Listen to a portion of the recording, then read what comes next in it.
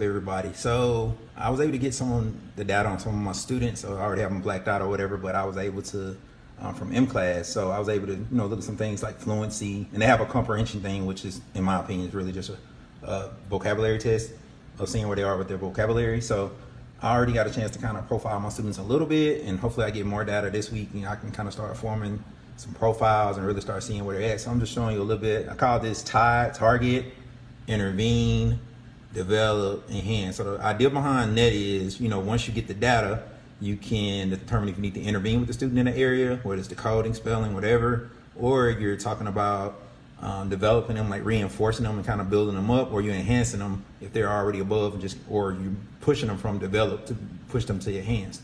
Now, I have encoding on here, and I'm gonna have a 5th grade group. But I know a lot of teachers, they don't focus on that as much at the upper grade level, but just to give y'all a little catch tip, you kind of need to focus on that stuff, because if kids can't spell, they're not going to want to write as much. Now you have ECRs and essays and things like that, so it don't matter if they can type whatever. You ain't gonna have spell check on the STAR test or state assessments and things like that, so it don't matter if they can type. If they can't spell, they're not going to want to do it. And then I'm gonna go over here a little bit, and I'll show you what the other group look at.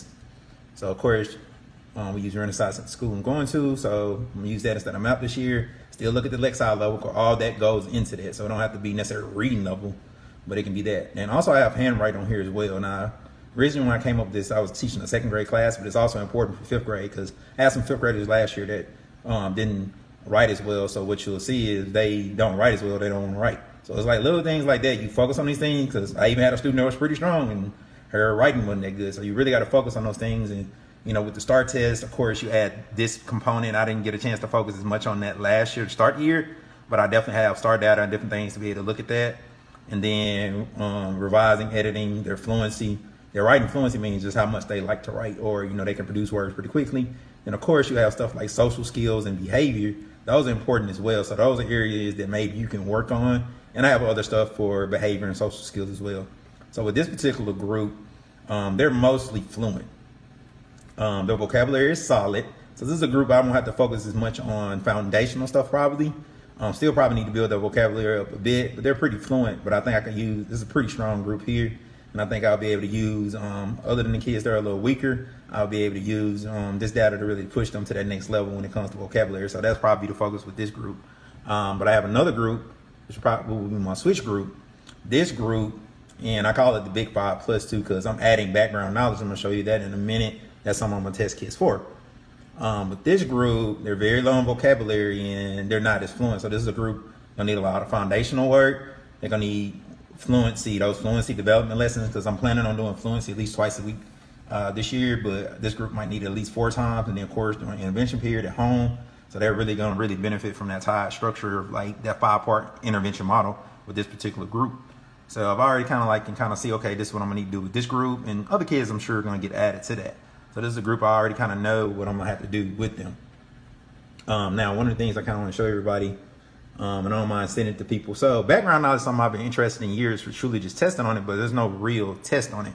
So, I've been experimenting with ChatGPT. So I essentially asked ChatGPT to ask questions about certain things, whether it's sports, social studies, which is a key background knowledge. You're talking about science and other things. So I pretty much asked it to write questions for me, 20 questions. You can get them a quick little ABCD test, and you can put it in Writable, or I know my district, they use Eduforia.